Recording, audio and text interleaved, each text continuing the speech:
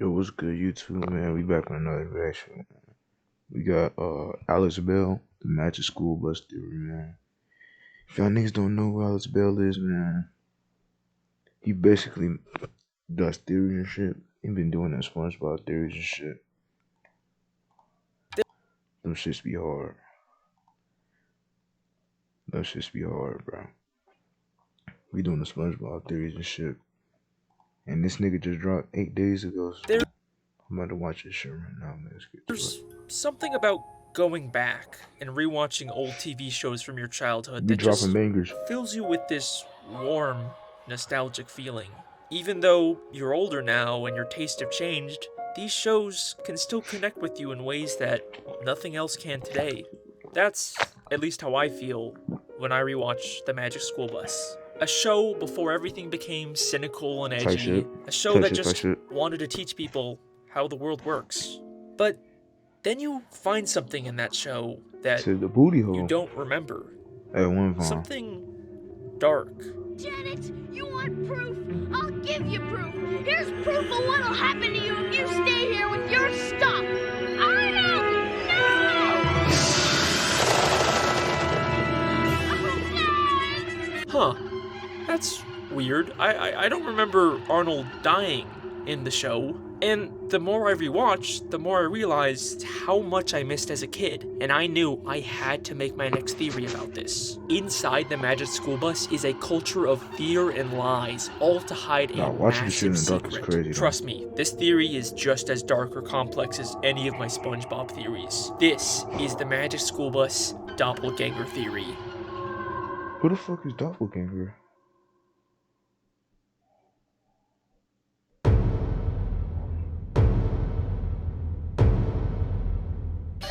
Ah, nigga, shut the fuck up, lame ass nigga. Ah, nigga, shut the hell up.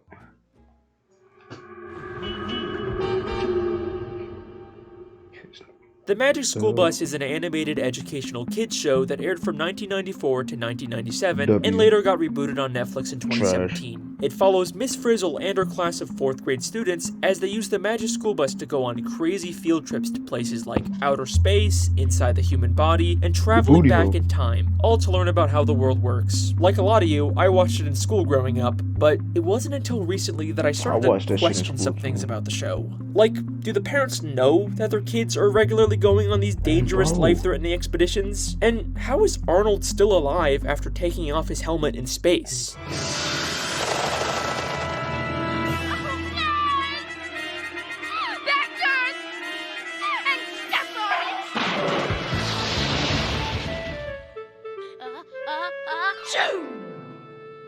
Thanks, Janet. Oh, he just got a cold after being exposed to the freezing vacuum of space.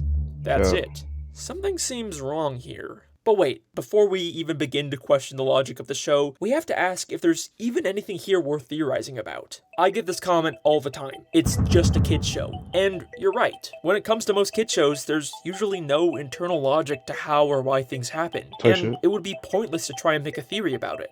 Except, here's the thing that sets the Magic School Bus apart from most kid shows. The show itself is constantly pointing out and questioning its own logic.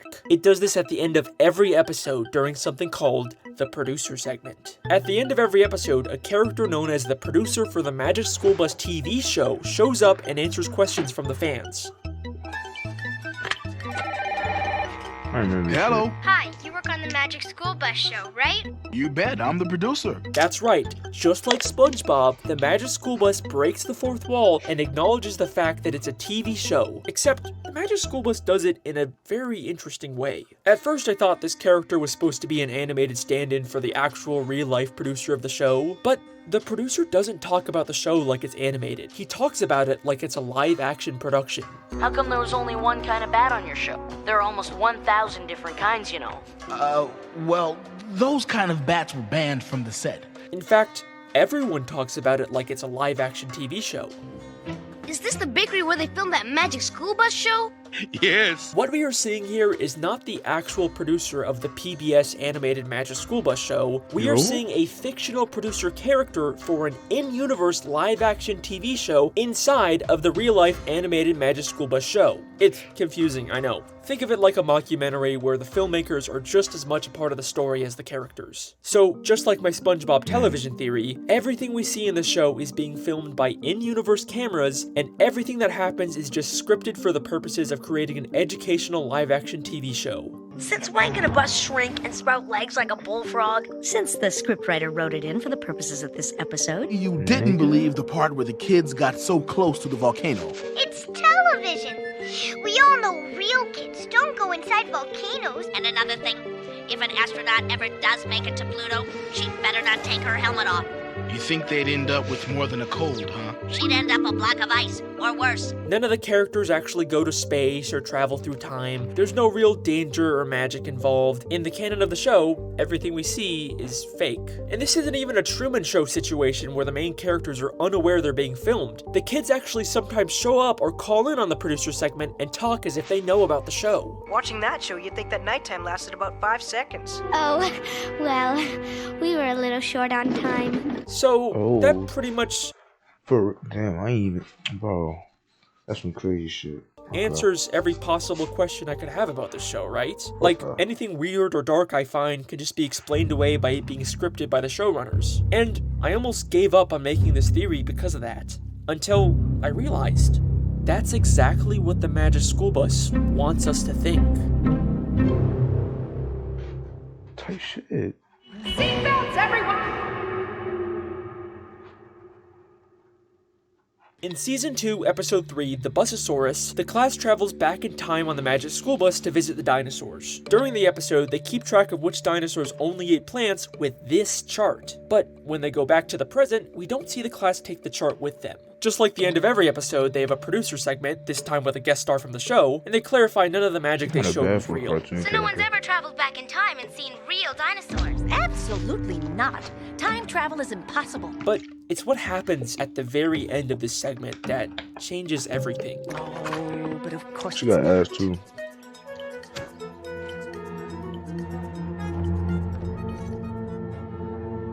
How could they find the dinosaur chart buried underground if the time travel wasn't real? This directly contradicts what the producers are constantly saying about the show. And this happens all the time in the producer segments. Which reminds me why I called in the first place. Yes? I'm still waiting for someone to get that pile of litter off my planet. Everybody knows there's no such thing as ghosts. You could never use gum for bungee jumping, not in a million years. I wish you guys would stick to the facts. It took water more than 15 million years to carve out the Grand Canyon. About as long as it's going to take you to freeze that water. The impossible things that happen on these field trips are clearly real in the canon of the show, but why are they lying about it? In fact, they seem to get kinda nervous whenever the callers get pushy about what's real and what's not. It would have taken weeks for the asteroid to reach the sun. You made it seem like it could happen in seconds.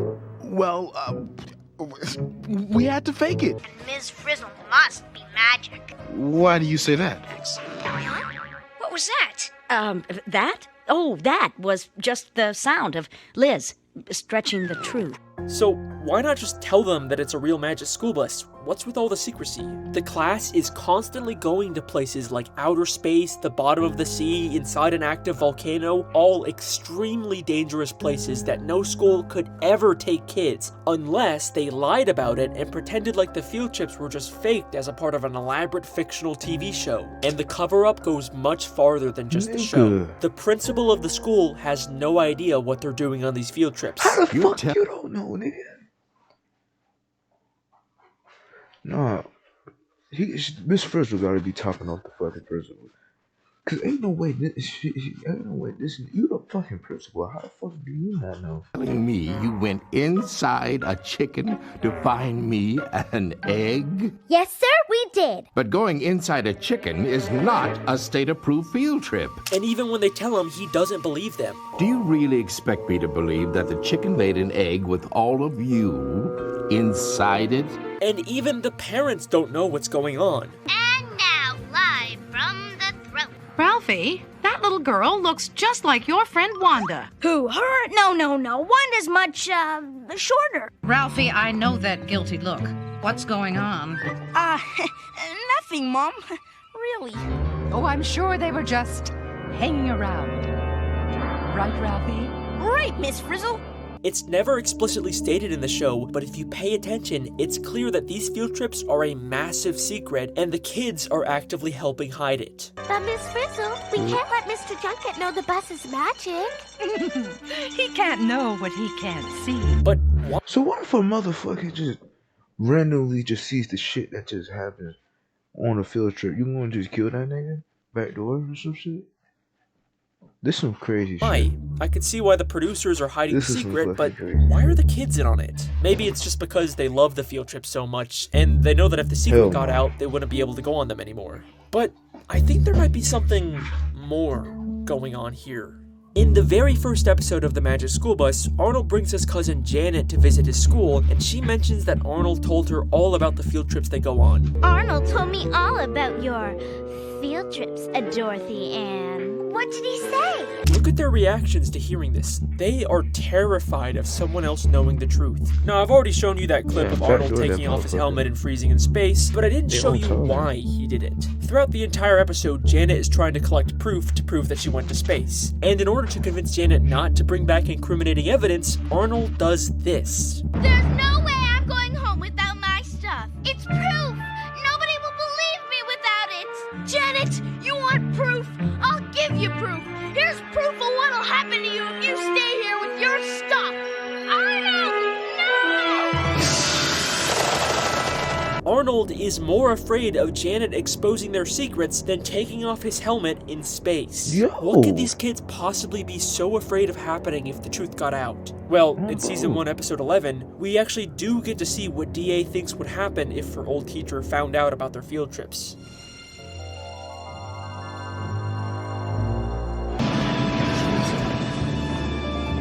Mr. C-Flat, I'd like you to meet... Take chances, make mistakes, get messy! Nigga. Yo! Oh, we never did anything like this at our old school. Holy shit. It's Miss Frizzle. They're all... Nigga. All afraid of Miss Frizzle. What? Yo! Miss Frizzle may seem like this quirky, fun, eccentric teacher, but she is constantly manipulating these kids into being... You know what's crazy? If I'm not tweaking, I think Meat can... No, I don't feel like going to another... Fuck it. This nigga Meat Can, I swear Meat Can be on some shit. Meat Can be on some shit. Magic School Bus. They be on some shit. He be on some shit. All right, children, gather round. Today we're going to go inside of a beehive or, I don't know, a flower or some shit. Oh no, I hate that song. Something I might regret. Pussy doesn't mean it. Children, sorry. Just have on your shoulder, you dumb bitch. We want WAP. We want WAP. Oh, never mind. I was just on some bullshit. But Meat Can be dropping the most craziest shit. Afraid and totally obedient. In episode 2, Arnold asked Miss Frizzle if he could skip the field trip. Miss Frizzle, I'd really love to go on a field trip, but I've got this weird feeling. Well, Arnold, I do need a volunteer to stay behind. She casually says he can stay behind, but then without telling him, they shrink down and go and... Did he just try to... What is that slow? She casually says he can stay behind, but then without telling him... They're gonna blick that nigga. They shrink down and go inside of Arnold for their field trip. Oh, okay, I remember this episode, okay. At the end of the episode, they tell Arnold they were inside of him, and after this horrifying realization sets in, he says this. You went inside? Miss Frizzle, no matter what, I'll never miss another field trip. Never, ever, ever, I remember this episode, that's the crazy part. ever. The message Miss Frizzle is sending is clear. If you disobey or try to miss a field trip, there will be consequences. And if you don't believe me, the very next episode... Nigga, you can't even say nothing. Cause nigga, if Arnold was supposed to go on the fucking field trip, well, if Arnold was supposed to go on the field trip type shit, where were they supposed to fuck? Like, what was their field trip supposed to be? What was the original field trip type shit? You see, like, the exact same thing happens. In this episode, Ralphie gets sick and his mom tells him he has to miss school, but Ralphie vehemently tries to fight it. It's my opinion, as your mother and as a doctor, that you have a fever, which means you are sick, which means you are going back to bed. But Mom! Seems kinda weird, right? Usually kids love to miss school, especially a slacker, goofball character like Ralphie. But no. He knows there will be consequences if he misses a field trip. And as expected, the class goes to his house, shrinks down, and goes inside of him. It's like an unspoken rule of the class. If you miss a field trip, you will— Yo! Miss Frizzle on some other shit, bro. Become the field trip. There is a culture of fear and lies in the classroom, and Miss Frizzle is at the heart of all of it. No matter what, you must keep her secrets and continue going on these dangerous field trips, even if there's risk of getting hurt or worse. Which brings me back to my original question. How did Arnold actually survive after taking off his helmet in space? That desperate? What if I told you he didn't? And the Arnold I would have believed that too. See after this is not the same Arnold. I believe that. Nigga, I believe that. Let this be a normal field trip. So, the Magic School Bus is supposed to be this infinitely powerful magical contraption, right? It can go anywhere, travel through time, and change itself or anyone else into just about anything. So, who's to say that the kids who get injured or killed don't just magically get brought back to life by the bus off screen? But after Arnold comes back from being frozen in space, he acts different. In the very next episode after he gets frozen, they keep calling attention to the fact that Arnold is acting weird for some reason. You feel alright, Arnold? It's sort of explained away in the episode, but it's weird how they keep bringing it up. Miss Frizzle, I'd really love to go on a field trip, but I've got this weird feeling. And before he was frozen, we heard him say this. I wonder where we're going today. Inside a rotten log. Been there. To the bottom of the ocean. Done that. He mentions how they've already been to the bottom of the ocean and inside of a rotten log. But they visit both of these places in future episodes, and Arnold never mentions the fact that they've already been there. In fact, no one does. It's like they don't even remember these past field trips. And this show does have continuity and a precedent for mentioning old field trips.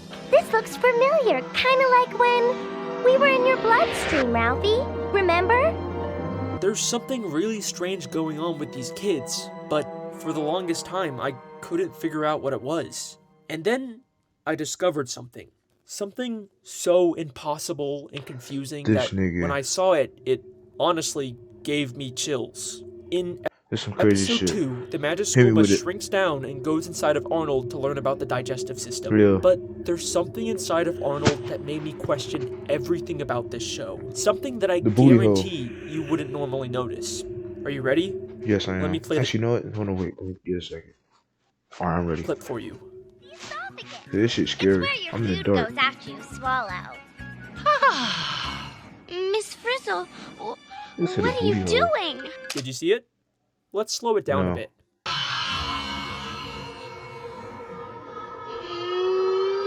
How the Oh shit! You were lying! I did not even see that shit! Nah! Nah! I like this shit. I didn't even see that shit! How the fuck did I miss that? It is the most replayed. Guarantee you wouldn't normally notice. Are you ready? Let me play the clip for you. Nigga! It's where your food goes after you swallow. Miss Frizzle, what? Cause they cut the camera so fucking fast. Look.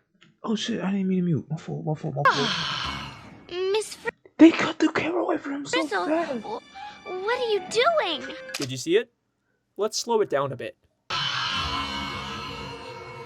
I didn't even notice until the nigga said something. How the fuck is Arnold inside of Arnold? He is the one person who absolutely cannot be in the bus right now. But there he is, sitting in the back. But the next time we see the back of the bus, he's gone. Nigga, no, what? This has to be some sort of really weird animation mistake, Bro, I love right? this nigga, Except Alex. 25 seconds later, we see him again sitting in the back of the Motherfucker, you bus. teleport? How is Arnold inside of Arnold? Okay. So what about the nigga with Ralphie? Ralphie nigga, whatever the fuck that name was. That nigga did the same shit. He did the same shit with him too. Maybe they just made the same mistake twice, right? Except this is... They not the damn same. And I knew it when I first saw him. Why is this nigga like a little chub? Like, look at their hair. First of all, look at their hair. Look at the chin. They are not the same. They are not the same. Isn't even the only episode where this happens. In season 4, episode 2... Oh, hold on. The class learns about a chicken's life cycle and shrinks Arnold down inside of an egg to watch it hatch. He's back on the bus. While they're waiting for it to hatch, the rest of the class goes to talk to the principal in his office, without Arnold. Except for a single shot, Nigga. we can see Arnold in the office. You know they don't do this shit on purpose though.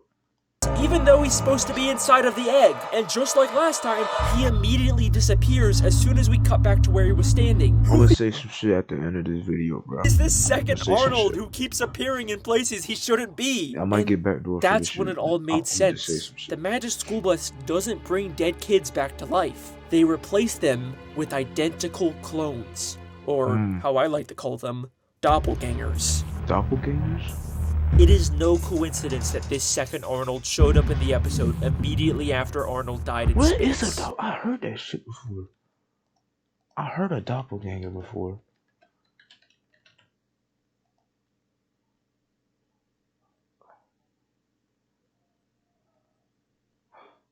Oh, okay. I heard a doppelganger before. This is either the Space Arnold's body or some sort of rogue doppelganger they lost track of, trying to blend in the back of class. But wait a second. Can the Magic School Bus even create clones of living things? Like, it seems like the Magic School Bus can do anything, but we never actually see it duplicate or create something from scratch. It only ever changes things. It can turn a student into a fish, but it never creates a fish out of nothing. Trust me, I have looked everywhere in both this show and the reboot, and there is no evidence the bus can create life. But that's only because I was looking in the wrong place. Miss Frizzle's classroom is absolutely full of dioramas of human body parts. An eye, a foot, an ear, the human skeleton. But if you pay close attention to these background objects, you'll realize they're not dioramas. They constantly move and blink as if they're alive, and the only possible explanation is that they were created by the Magic School Bus. Meaning it is totally possible for the bus to grow these doppelgangers to replace the students. Every time a student dies on a field trip, they have the perfect solution to cover it up. But how often could they possibly need to do this? Yeah, the kids regularly put themselves in danger, but the closest we get to an on-screen death was Arnold taking off his helmet, and that's only one episode. Well, remember, the show itself is an unreliable narrator. They're obviously gonna cut out or recontextualize anything that could expose them. But I think they let an important clue slip in the very first episode. Remember, when Arnold came back from being frozen in space, he was sick, which seemed to carry over with how weird he was acting in the next episode. Maybe when a doppelganger is created, they come out very weak from the cloning process and have the symptoms of... Just like the, I don't remember the, nah. Actually, no, never mind. Is it possible every time a character gets sick in the show, they've actually been recently replaced with a doppelganger? How else does the producer know details about Ralphie's specific sickness? What were those kids doing visiting Ralphie when he was so sick and tired? Oh, well, don't worry. He wasn't infectious. And Ralphie not being infectious would make sense if it's not actually a sickness, but the symptoms of being a newly grown doppelganger. And the same episode So they don't know this? They must not. Ralphie gets sick, the skeleton in the classroom has a completely different outfit from previous episodes, with a different tie and no sunglasses. Maybe the classroom skeleton is where they store the body of the last dead student. It even has very similar shoes to Ralphie's. But this goes far beyond just the occasional student getting replaced. I have found evidence of past field trips that went so horribly wrong that no student came back from them alive. Yo! In episode 4, they shrink down and take a field trip into the ocean. Eventually, they get fished out by a fishing woman who says this. Nope. Already have a bus. Why would she have already fished up a miniature bus from the ocean? I mean, maybe it's like a toy or something, but that's not the only time something like this has happened. In Season 2, Episode 1, they explore an underwater volcano and briefly pass by a random sunken ship. Except, if you look closely, it has a figurehead. Frizzle is on a fucking boat. Nigga, Miss Frizzle is on a fucking boat. Of Miss Frizzle on the front of the ship. Why on earth would a random ship at the bottom of the ocean have this? Well, it looks a lot like when the Magic School Bus turned into a boat in Season 4, Episode 13, and had a figurehead of Liz, the class pet. These are the wreckages of past failed field trips where nobody returned alive. There have been countless children who have died on these field trips, but why? What is the point of all this? Who's really running the show here, and what is the true identity of Miss Frizzle? This is some fucking crazy shit. The Magic School Bus TV show is run by the producers we see at the end of every episode. You bet, I'm the producer. One of them. There's 2 characters who have been called producers of the show, and we never find out their names or where they came from. But do they look familiar at all to you? What if they were grown up niggas from the Magic School Bus or some shit? That's just my hypothesis or some shit. What if there was grown up niggas? What if there was the child, not the child, but the parents of the child or some shit? A very similar appearance to Tim and Wanda. Is it? Oh, that has to be racist. Wait. What if they all grown up or some shit? This is some crazy shit. This is blowing my mind. Possible. The producers are actually the original students who survived all these years. And the you gotta be capped. similarities go far beyond just their appearances. The male producer is seen working on a bee farm that we've never seen before, but Tim mentions in Season 3, Episode 1, that his grandpa owns a bee farm.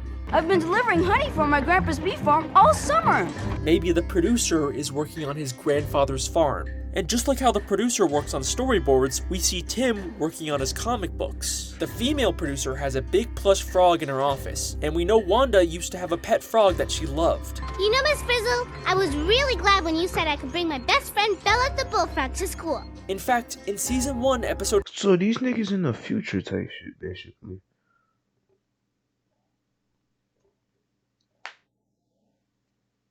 This shit throwing. 5, Wanda has to let her pet frog go to live a happier life in the wild, and we see the producer rewatch this scene and cry. Bye, Bella. I know you're going to have a good life here, but I am going to miss you. Bella. So they're in the fucking future. I think it is very likely that the producers are the original Tim and Wanda. But what about the rest of the original students? Maybe Tim and Wanda are the only survivors, but I did find this guy working at a carnival in Season 2, Episode 10 that looks a lot like Ralphie. And I could also totally see Ralphie growing up to work at a carnival. But then what about Miss Frizzle? Even though we see the producers running things at the end of the episode, it seems like Miss Frizzle is also in charge of the show. You really expect us to believe that Mikey had the power to actually knock the bell clear off the hammer slammer? Just between us, we had a story conference about that, and it was Miss Frizzle's idea. But we know nothing about Miss Frizzle's past, and obviously she doesn't resemble any of the kids like the producers do. I mean, the closest comparison we have is Arnold with their similar hair color, but obviously Arnold is male and Miss Frizzle is female, right? And that's what Nigga, what the fuck is you getting? Okay. I thought too, until I discovered pickle theory. Pickle theory is not a theory I created, it's something I discovered while researching for this video. It stems from this weird moment in Season 2, Episode 7 with Miss Frizzle. Whoa! There's a ton of pickles in here. You caught me, Ralphie.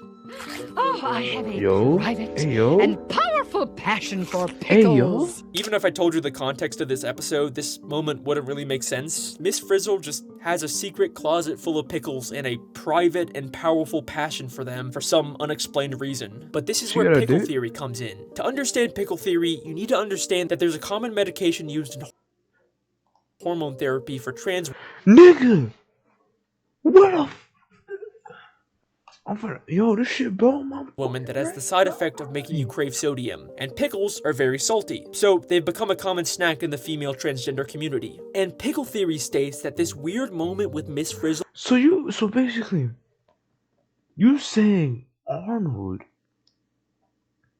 is Miss Frizzle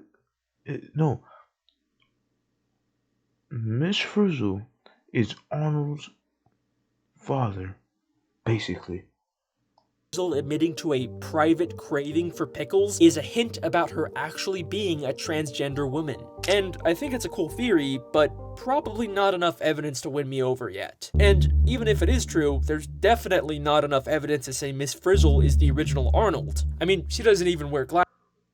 Oh! Nigga, he don't miss. This nigga don't miss. Where the fuck he be, bro? What the hell does he, bro? How you going so in depth with this shit, bro? Oh my god. Glasses like him. But then I watched season 4, episode 10, where we actually get to see inside of Miss Frizzle's house for the very first time. And I found a picture on her wall that is going to blow your mind. You already blew my mind, bitch. A picture of someone who looks a lot like a female version of Arnold, right? Yo? Down to the yellow and white shirt and glasses. I think this is what Miss Frizzle looked like as a kid. Either she's transgender, or the cloning process can just create different gender versions of characters, but whatever it is, you can't tell me this doesn't make it seem like Frizzle is a female version of Arnold. Even her name, Miss Frizzle, sounds fake. It sounds like something she just made up because she has frizzy hair, a trait that she shares with Arnold. All of the people running the Magic School Bus show are the original versions of the students, creating doppelgangers of themselves and forcing them to go on dangerous field trips. But why? Yeah, that's my whole question. What is this all for? To make the Magic School Bus TV show and educate the kids of the world. And god damn it, it worked. Is this the Magic School Bus? Magic School Bus? Is this the Magic School Bus? Why put so much energy out just to educate the fucking kids? School Bus? Magic School Bus? This was time and effort. Magic School Bus? I want the Magic School Bus! In this universe, everyone knows about the Magic School Bus. It is a massive success. If you want to educate the world, then in the words of Miss Frizzle, you have to take chances, make mistakes, and get messy. Get very, very messy. Yo, he's scaring me, bro. My lights turned off, bro. He's scaring me. See. He's scaring me. And that's the Magic School Bus doppelganger theory. Bro, okay, bye.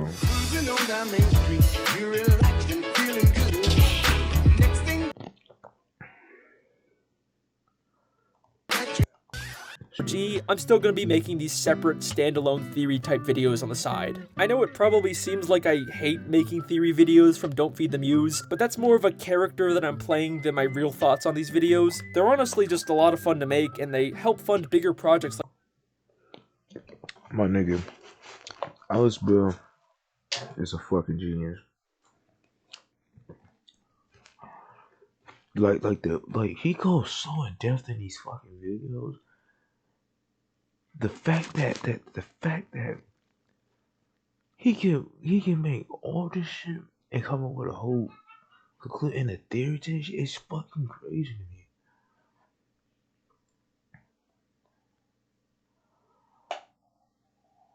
Bro, this is nice.